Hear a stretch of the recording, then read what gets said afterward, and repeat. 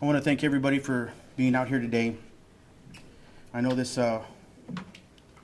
it's a difficult situation, and but it's for a good man. I'm Officer Robert Rodriguez. I'm a corporal and canine officer with Don ISD Police Department. And it's an honor for me to be here today to talk to you about Chief Daniel Walden. On Monday morning, I was working traffic control when I received a phone call that said Chief Walden was being rushed to the hospital and he was unresponsive. I called my supervisor. He had just received a similar phone call, and we decided that we would meet at the police department and we would take off to wherever he was being taken. We didn't know at the time, and see what was going on. We wanted to check on him. Sarge found out that he was going to Nat Medical Center, so that's where we went. Before we could get there, I received another phone call saying that the chief had passed away. And I heard what was said, but I really didn't comprehend it too much. And neither did Don. He's the one that called me. Neither did he. He's like, I said, you know, we're not that far from the hospital. I'll let you know what's going on. He said, yeah, let me know what's going on. You see, it didn't register at first. Unfortunately, when we got to the hospital, it was confirmed that Chief had passed away, and it was still, it was still quite shocking. There's a lot of law enforcement here today, so you're going to understand what I'm about to say. People outside of our community might not, but you see, when you become a police officer, you sort of feel invincible, and you see the guys around you as invincible. You know, you're asked to put a gun, a vest, and a badge and go out, leave your house, and there is absolutely no guarantee that you're going to come back. And the more years you put in, the more time you put in, the more invincible you feel. And the more invincible you see each other. You see, so when one of us passes away, it doesn't register like a normal person. When somebody tells you, hey, so-and-so passed away, you think about it and you say, oh, that's sad, you know, how unfortunate. But when one of us passes away, you think, no way, that can't be. See, when the news came out that Chief had passed away, I guarantee there's not a person in this room that wasn't shocked to hear that news. It was like hearing Batman died or Superman died. And in this case, that's exactly what we lost on Monday. We lost a superhero. Not just a regular hero, we lost a superhero. Because Chief was not just a police officer or a police chief. He was a leader and a mentor and an instructor and a medic and a father and a friend. He was a lot more.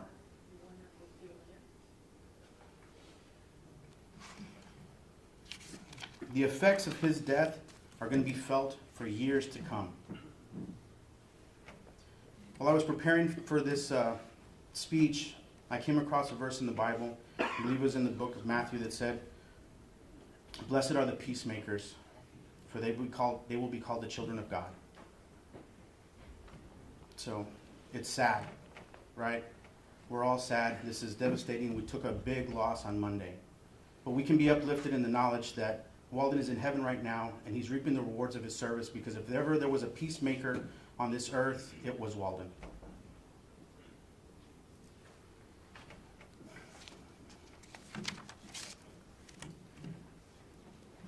Daniel and Isaac, you carry a big weight on your shoulders, because Walden's name carries a lot of weight in the law enforcement community. He really made a name for himself, and he needs to be proud of that. I was really proud to work for him. For everybody else in the room, all the agencies, all the officers, all the people here today, I want to thank you, because this is something that Walden would have just loved. And to Chief Daniel Walden, amigo, I want to thank you for everything that you did for me and for my department. And I'm going to miss you, not because you were my chief, but because you were my friend. Thank you.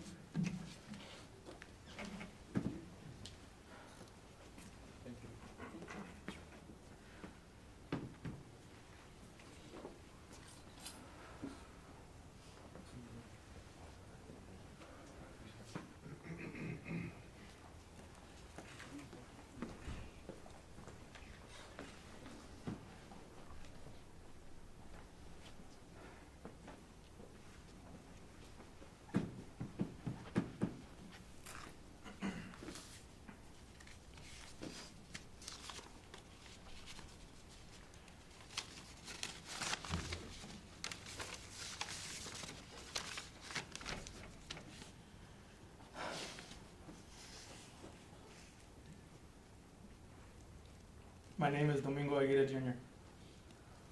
For those of y'all that know me, I am the Administrative Sergeant for the Donna ISD Police Department. I might not have known Chief Walden for as long as some of you in this room, but what I can say the past couple of years, we got a lot closer, working hand in hand every day. When Chief Walden's son, Daniel, called me and asked if I could say some words, I was more than honored. More than honored. In July of 2018, Chief Walden called me into his office. He asked me what my plans are. What am I doing here? I still remember that conversation. I told him I'm here to stay. I have 4 kids here.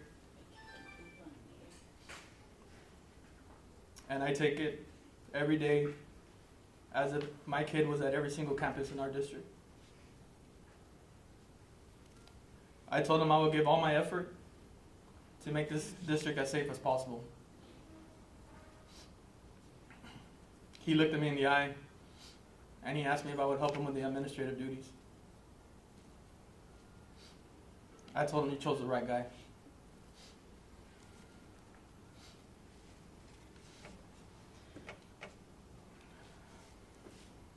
A little over 3 years later, looking back, it felt like it's been double that time. We went from running a police department and making things better to adjusting with COVID and taking on one challenge after another. I learned a lot from Chief.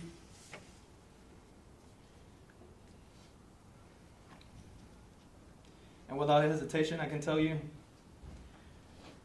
that Chief was one of the most caring persons I've ever worked with. And I said this before. How do I know this? It didn't matter what someone would do or say to him or about him. He still went out of his way to try to make things right and try to work with that individual. I never worked with anybody with a stronger, caring heart.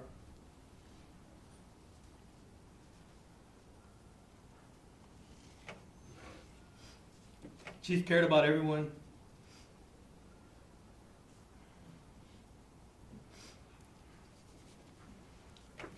To Chief, to all the chiefs here in the room and ex-chiefs in the room, my hat goes off to you. Every day we will talk the challenges, the difficulties.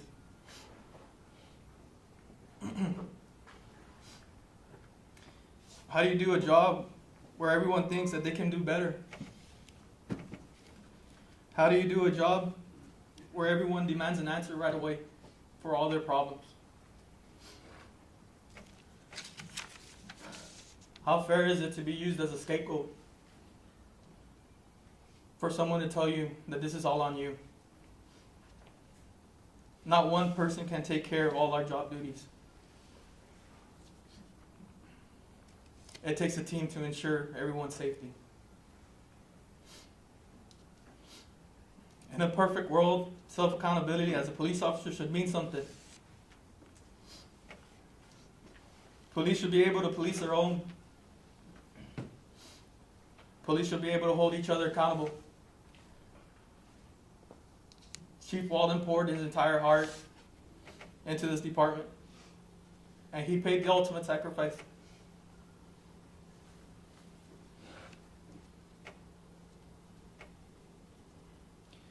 I do believe that there is good and evil in this world. I know this is true because of the career path that we chose. We're here to keep the peace.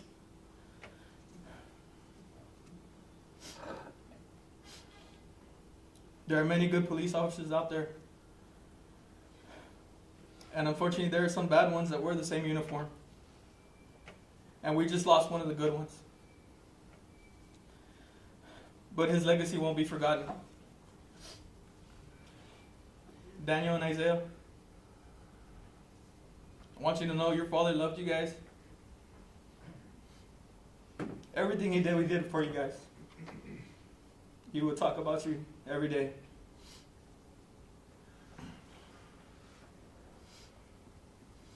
I want you to know that your dad was not only our co-worker, but he was family.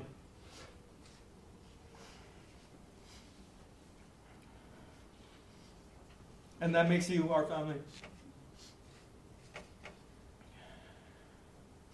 I want to end with this. In one of Chief's last emails, he stated that he will remain Chief of Police until further notice. Chief, I know you're up in heaven looking down on us today.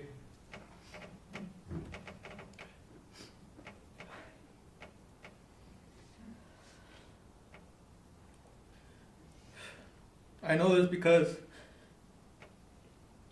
the heart you had. The heart you had got you there, Chief. The angels took a good one. And Chief, guess what? You got to leave this world as Chief of Police of the Donna ISD School District. Rest easy, amigo. And know that the Donna ISD Police and security, we got to watch from here. Thank you.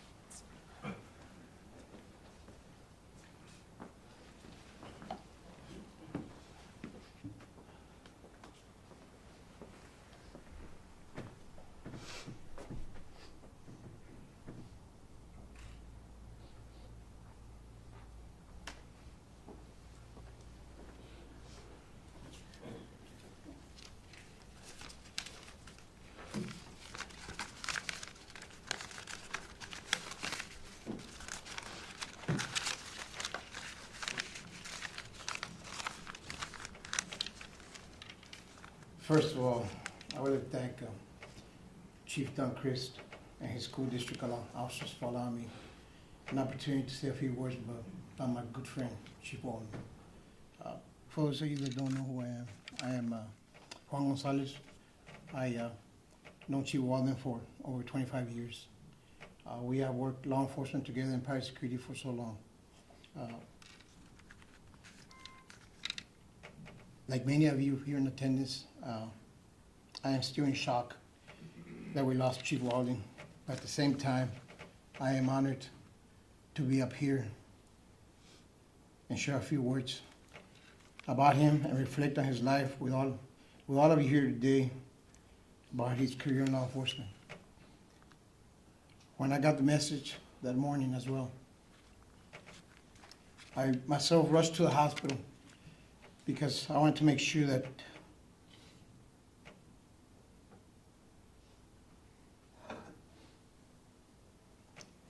I found out the truth that it wasn't true that he had passed away.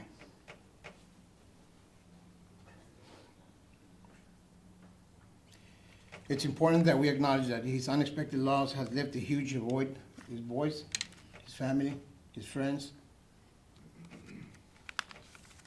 his department, his colleagues, and all of our law enforcement community across the state of Texas, not only here in RGE. Chief Walden was well respected, well liked, and one of the premier instructors across the state for so long.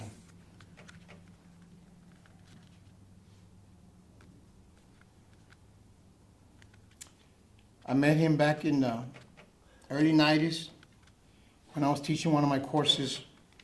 I saw this young officer approach me and ask me how he could become a better police officer and become an instructor.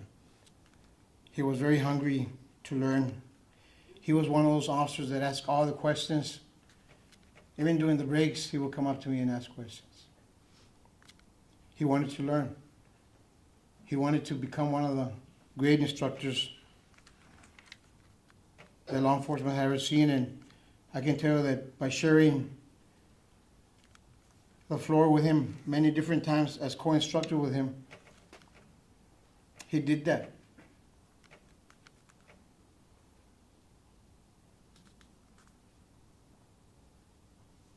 Everywhere we would go, I would invite him because I knew that he could impart new knowledge and wisdom to everybody that he came across. So it wasn't a surprise to me when I was reading his Facebook that I read post after post, message after message, comment after comment of all the good deeds he did for law enforcement all over the state of Texas. How he inspired, how he motivated individuals that would never be in law enforcement, how he told them that they could do it as well as he did. It wasn't a surprise to me to hear all the stories that were shared there on his Facebook page about how respected and how loved he was. He was that person that you wanted to be a friend to. He was that person that you wanted to be next to you. He was that individual, that officer that we all seek at times, we all call at times. He was passionate about what he did day in and day out, 24/7. I would ask him many a times, have you slept at all? He said, well, there's a lot of work to do. He enjoyed traveling. The last time that we joined training together was in San Marcos, and I left at 12 o'clock, got home around 5 o'clock, and I was checking up on him at around 9 or 10 o'clock. And I asked him, I said, hey, where you at? He said, well, I took the long road. He was with boys that time. I took the long road. I wanted to see the scenery. But on the way home, I saw this vehicle pursuit, a state trooper chasing somebody else. And then that vehicle crashed into a fence, and the state trooper was by himself. And he said, I couldn't leave him by himself. He was that kind of person, that he would go out of his way, no matter where you were at, no matter what he was going to be there by your side. He never left you alone. And he did that with me, with as many chiefs that we come across, and we shared our careers.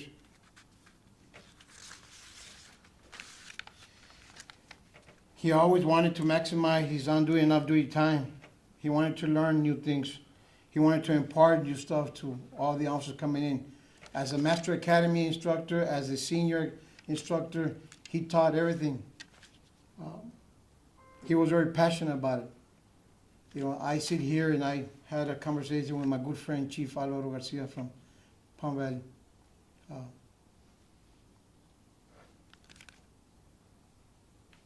He always wanted to be in front of law enforcement. How ironic that we find him here and he's resting here in front of law enforcement, a passion that he had, and here we are, honored to be in his presence and share this day with him. But he was a very simple human being. That's what I loved about him. He had a huge heart. He loved his profession. His friends, he loved his department. He cared for everybody in that department.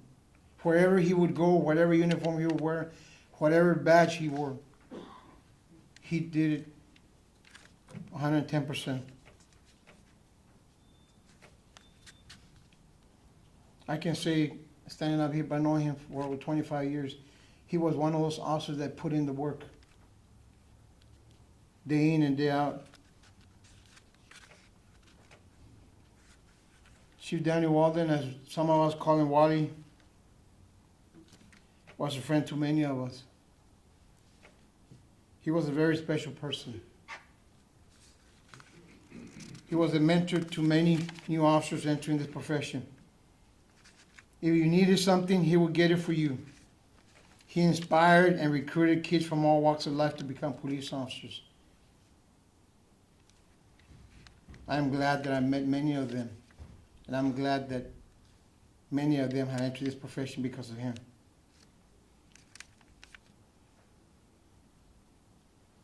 So as I stand here in this moment next to Chief Walden, as we shared so many different platforms as instructors and as chiefs of police across the state of Texas and across this country, and as I stand here alongside you boys, your family, your friends, all your district police officers here, all the law enforcement agencies from local, county, state, and federal agencies that took their time to be here with you. We want everybody to know that he wore the badge exceptionally well.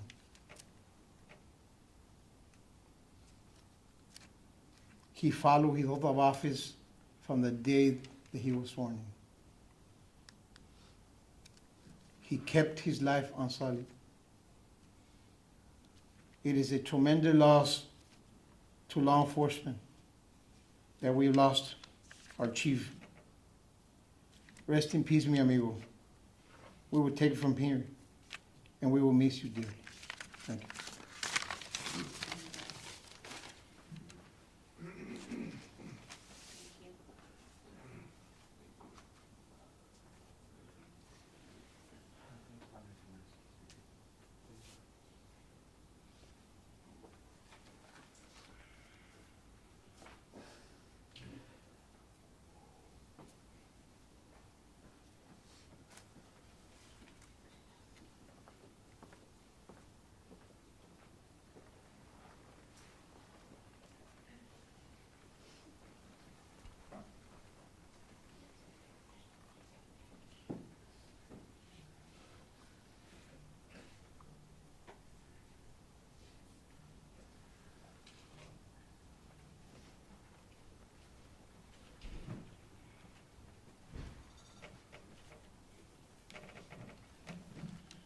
Good afternoon, and thanks for coming, everybody.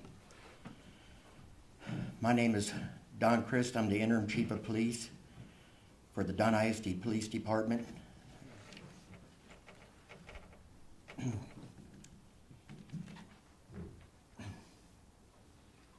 Wally and I were friends for over 25 years. The first time I met Wally, I was getting groceries at HEB in Donna.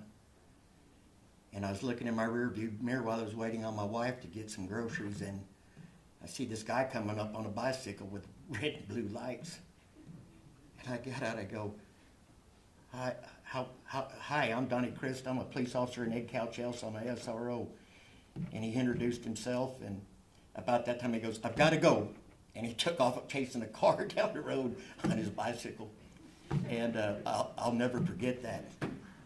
As my colleagues stated, excuse me, he put his heart and soul in everything he did. He's one of the smartest, bravest, most giving, loyal man you ever knew. And he was a dear friend. I counted him as a brother. And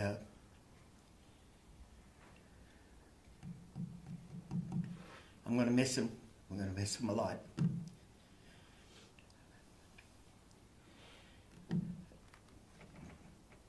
I'm sorry, I can't go on, but vaya con Dios, amigo.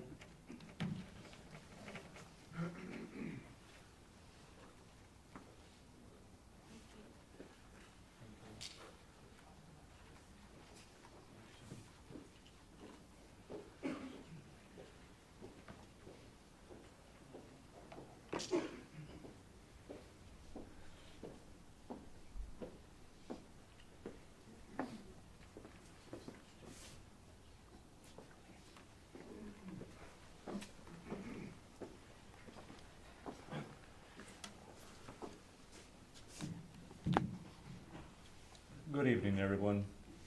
I'm Benny Martinez. I'm Brooks County Sheriff. I met Walden about 96 months ago. We were having a little bit of a crisis in Brooks County, as everyone is aware of. He showed up at the office. we sat down. He says, "Amigo," that's his word, "I want to help." I said, "All right, let's sit down, let's visit." And we started talking about the children, right? That was, he loved his kids, he really did. And so we sat there, we talked about, I don't know, a couple of hours about the children, and then he goes, "Okay, so what are we gonna do now?" So he was that type of guy that got you very comfortable quickly.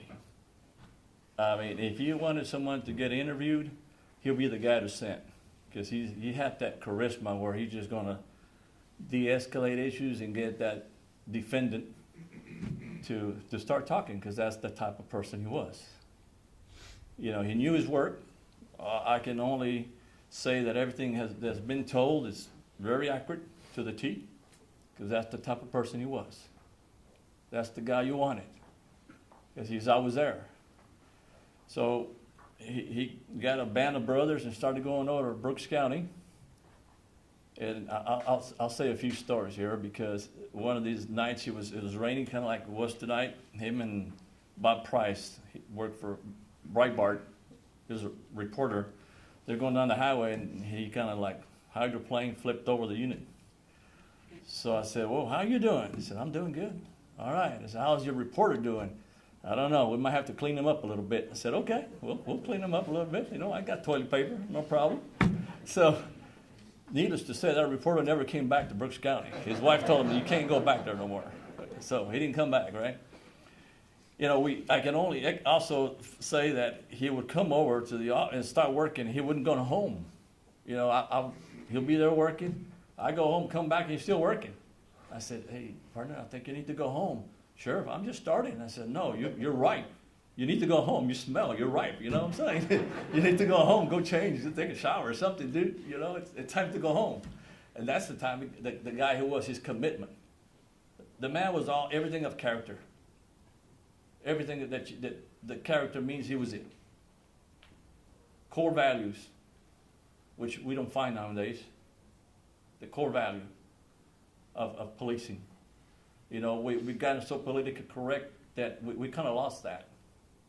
And it's very difficult for men and women in uniform to do their job because of political correctness. I got the call on Monday morning. I was on my way to D.C. for a few meetings that I had up there with some senators and congressmen, and Sheriff Guerra called me up on it and said, "Hey, this is your friend, and just that happened." I said, "What do you mean?" He said, I just spoken to him about 3 days prior." I said, "Oh God," you know, I was dumbfounded, to be honest with you, just like everyone else.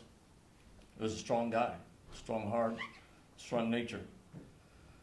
So I was supposed to be up there to flown back today, and I flew a day early just to be here and be with him again, with my amigo, because that's our exchange has always been that, amigo.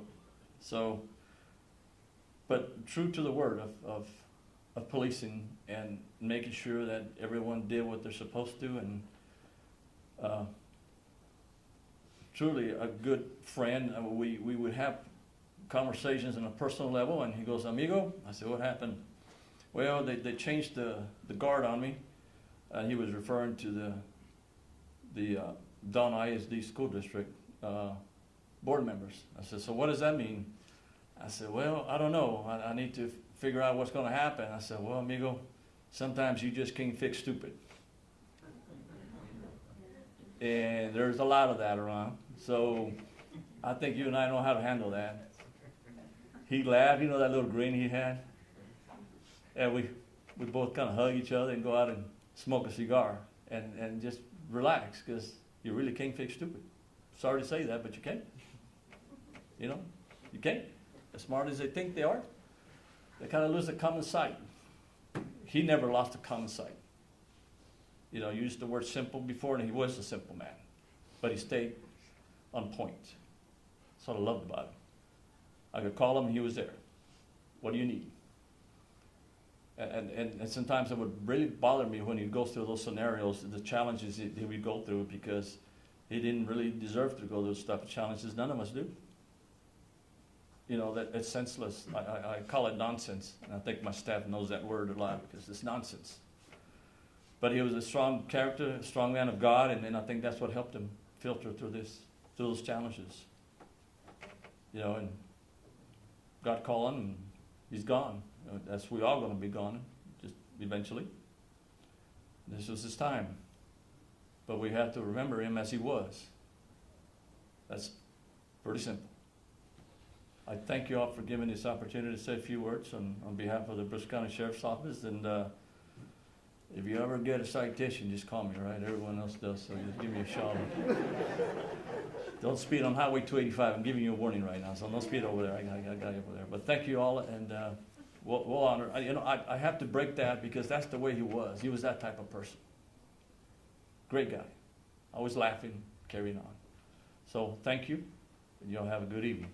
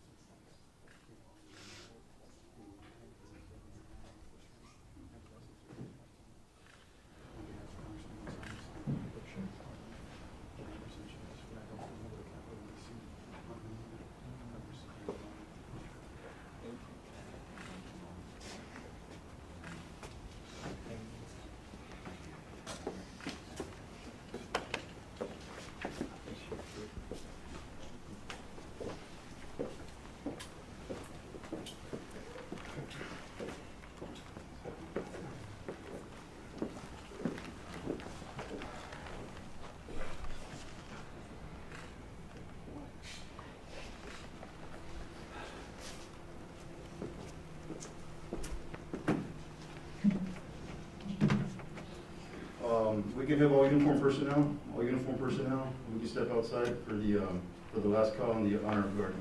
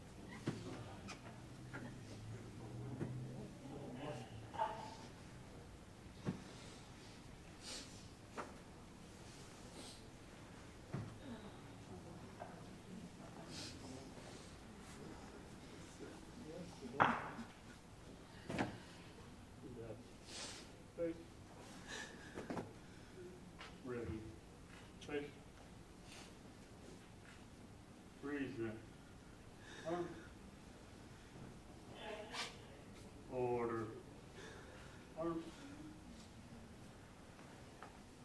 Ready. Breathe.